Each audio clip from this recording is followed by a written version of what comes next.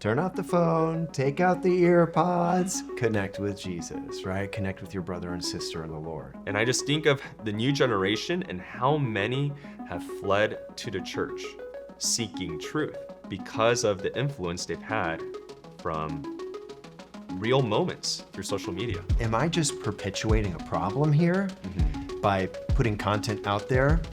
Or am I trying to reach into their world? The whole goal of this is, in a certain respect, like pull people out of the screen into physical reality so that we can connect with them in charity and in love. So Father Daniel, what do you make of social media? I don't think it's good, but is it an effective tool for communication? 100%. It does bother me that this is the main form of communication today. This is where people get their news, right? They don't go to the TV and watch Channel 11. Like, no, I'm gonna check my Instagram. I'm gonna check my Facebook or whatever you have. I think at the same time, these can be powerful platforms to teach a lot of good.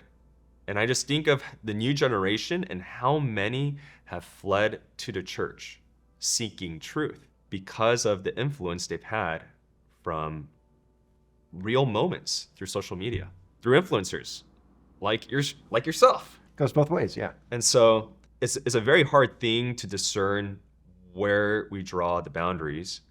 And I don't think it's a simple answer for anybody, but there needs to be a certain self-discipline that I think more so than not, we need to implement for ourselves. Yeah, I mean, I hear discernment, right? And how important that is, whether you're a priest, whether you're a layperson. I mean, the church speaks about technology. There's like a World Communication Summit every year. There's always some sort of document that the Holy Father promulgates from that gathering. And it seems to me it focuses not so much as social media good or technology bad, et cetera. It's more like, how do we use it? How do we engage our freedom so that we're utilizing that which is made readily available in the modern world for good and for the gospel, right? And our choices essentially matter. So then we can get into the specifics, right? Like, should I be spending 8 hours a day reading all the comments and getting into, bickering wars or something like that? You know what I mean? Yeah. I think of, even just for priests or for anybody, how do you use your time well? And it goes back to the question of what is leisure, right? And leisure being a break from work, but it's not completely doing nothing, right? Leisure being intentional of how we use our time, that we choose some other activity or form of work that brings joy and comfort to ourselves. But now with social media, I wouldn't say that the leisure is necessarily good if we fall into the trap of using it too much, right? And that always becomes a rabbit hole. Am I going to doom scroll? And you can say to yourself, no, I'm not going to doom scroll. And before you know it, you're doom scrolling, right? And so you have to catch yourself before it gets too late. I remember that movie or documentary rather that had all the different social platform founders, and they were interviewed about their families, and each of them agreed that they wouldn't have their children on the platforms, which tells us something about how it kind of denigrates the mind. It's kind of foolish to think that we can enter into it and rise above it. I think that there might be some pride involved in that. Like, we have to be humbly honest and realize, if I'm going to use this app, I'm just as capable and culpable of falling into the traps as anybody else. However, do I have set plans or parameters to keep myself from giving in? It's interesting you bring that up. I mean, as I've kind of delved more into the social media world, specifically Instagram, I have had opportunities to communicate and talk to others who are in that world, priests and lay people. And I think every single one of them has in some way said they've had to set up boundaries. Like, they've had to create these parameters you mentioned so that they don't just get sucked in and kind of the doom scroll, just kind of it essentially enslaved by it in some way. They lose their freedom. Yeah. And instead of it becoming a tool for the gospel, it can lead them astray. So I do think that's very real. We have to be prudent. We have to be discerning as to how we approach it. We can't just be, wrapped up in pride, thinking, okay, well, I'm above that. It's not going to be a problem for me, et cetera, et cetera. We have to really kind of think and pray and create an infrastructure of support. I remember showing up here at USC, which is a campus ministry for college students. And I was not too much on social media and in that world, but we have an awesome team of like digital media marketing people here. And so they were kind of talking to me about ministry opportunities. And one of the things they said was, well, Father, it's a great way to connect with the students, especially Instagram, because they're all there. And I was like, okay, yeah, sure. I'm open to that. I want to be, move with the Spirit. But I didn't quite realize the truth of that. As it's been only about a year, I have a lot more to learn. But I began to see that, wow, students, young people today, they really are there. They have a pulse on the culture and the times through social media, I think in a special way, Instagram, And so I've kind of opened up to it more. But once again, comes the call to discernment. I bring it up in spiritual direction. Hey, this is what's going on. This is how much time I'm spending. This is what's going on in my prayer and my mind. Because there's the external reality, but then there's an interior reality. And it can be a challenge to detach and to let go. Ego can get involved so easily, like how many likes and views and all this, the stats and all that. But at the end of the day, you mentioned it's a good thing. There's an opportunity here if we do approach it in a holy way. And as I've reflected on it, I've come to see, just like the missionaries of old went to new continents and new worlds in order to preach the gospel. In our world today, where it's not like we have new lands necessarily to go to, although we can always go to bring the gospel places, right? But there's new worlds in the sense of social media. And Instagram, for example, could be understood as a digital country. And that digital country has a language and a culture. And if you're going to enter into that country, you can try to speak whatever language you bring to it, your own culture, but it's probably not going to be as effective if you try to learn their language and their culture and then relate to them, bring the gospel in that way, which is not always easy. It takes patience. It takes trial and error a bit. You know what I'm saying? But ultimately, it's meant to be an opportunity to bring the gospel, to bring charity so as to draw souls to Christ. Yeah, I think Bishop Barron is very keen on this of the eighth continent, right? Of the digital world. And so in a sense, he truly is a pioneer. The same way Archbishop Fulton Sheen was a pioneer with radio and television. But like you're saying, I think as we move forward, especially advancing into AI, it's the Wild Wild West. And if we're not trying to go there to meet people as a church, where are we going? Because if we're not going out there to meet them, if we're not going to the peripheries, like Pope Francis would say, if we're not in the foxhole, we can't expect people to just magically show up. But now is the question, well, how much inviting actually happens through social media? We can only go so far with digital communication, but I think definitely planting the seed and getting someone to learn or to know where they can go, how to go further in their search, it's a very effective tool. Yeah. And I pray about it and I wonder, am I just perpetuating a problem here by putting content out there? Or am I trying to reach into their world? And I pray that God can use this and by grace, draw good from this, even if it's little, just to stop the doom scroll. Pause for a moment. Oh God, you know what I mean? But it's a challenge, And I think as we move forward here, decades. I mean, it's not going anywhere. I don't think. Life forward. It's going to take that constant discernment, and I think we have an opportunity as a church, right, to help guide people as we enter into this world and really, harness it for the gospel. Honestly, I don't know that people can only stay focused on the good because the platform doesn't order itself to that, because the platform is more focused on just attention. and how much can we monetize off of this person's screen time. But I think we can allow for people to have a good balance, so that when they see content that is not of God, that they know how to detach, to have those boundaries, which in that sense, I think it's a fruitful platform or fruitful tool.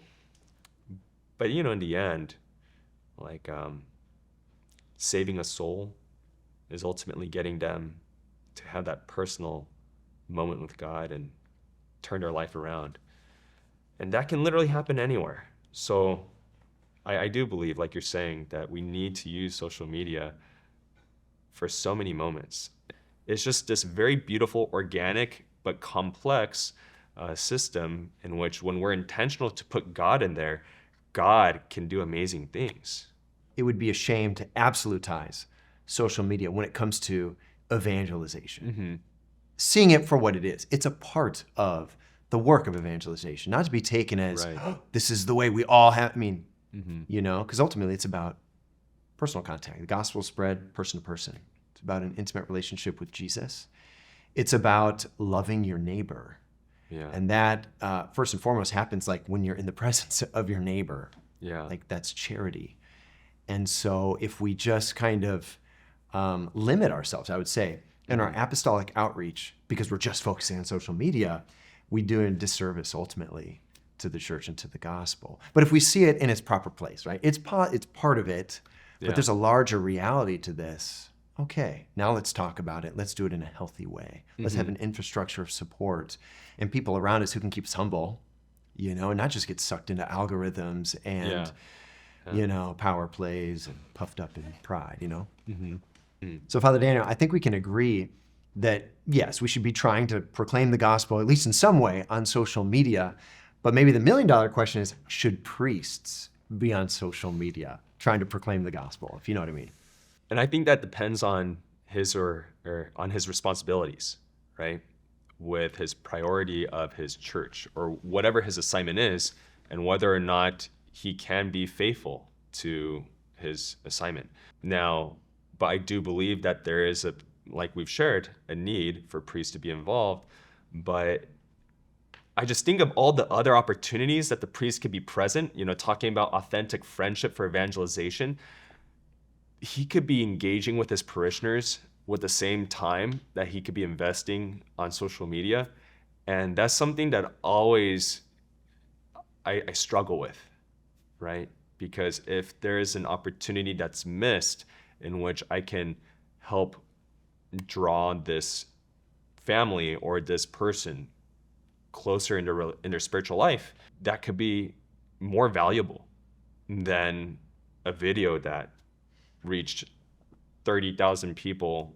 So that's always, I think, a discernment, a wrestle, because at the same time, those 30,000 people, it could be a reminder from this video for a handful of them, wow, I should probably go to church. And that could have been a sign from accumulation of other signs of, hey, wake up. God is here for you, right? So, even for us priests, I just think of, or especially that are engaging in social media, I just think about friendship, and how it's such a hard balance. We need to maintain our friendships.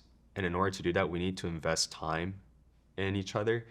And I find it harder and harder to do because of social media, in the sense that we can chip away with time here and there and stay entertained and find this leisure that's kind of immediate, but they typically care about entertainers, right? So musicians or movie Sure. stars, like every person they care about is on social media. That means people that bring like meaning to their lives, voices of authority, like they are on social media, which means like if you're not on social media for a young person today, like, are you relevant? Yeah. Like, are you even in the conversation? yeah, And so, once again, you have to be discerning and you got to do it in a holy way.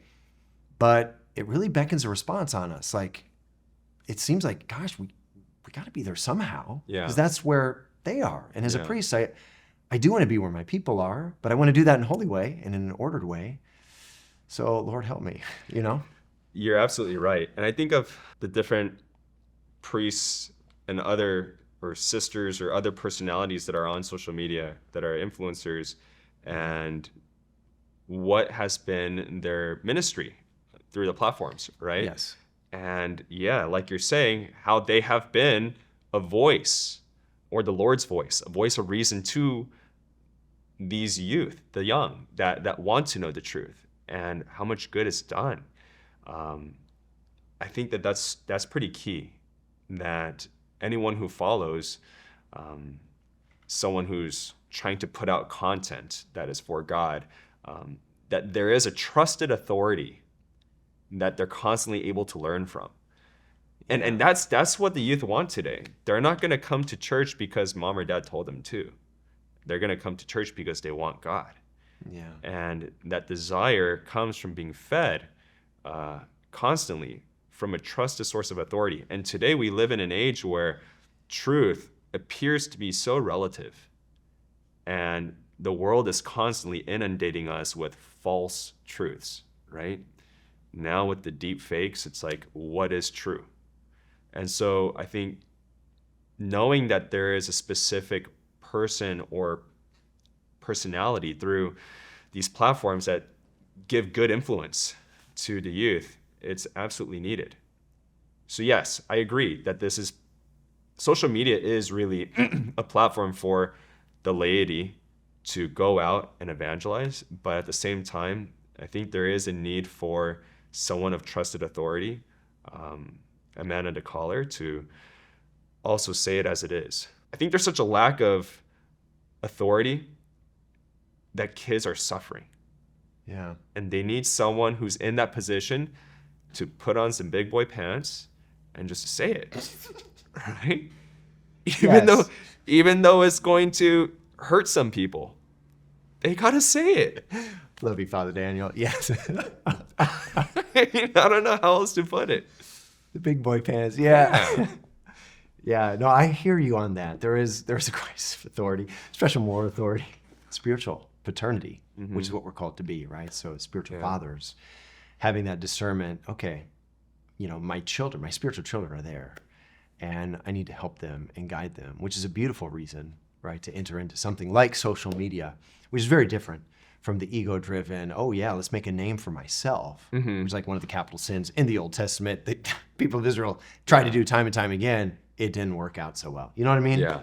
And after all, Father Daniel, like the whole goal of this is, in a certain respect, like pull people out of the screen into physical reality so that we can connect with them in charity and in love, right? That's ultimately the role of the gospel in reaching out on social media, wouldn't you say?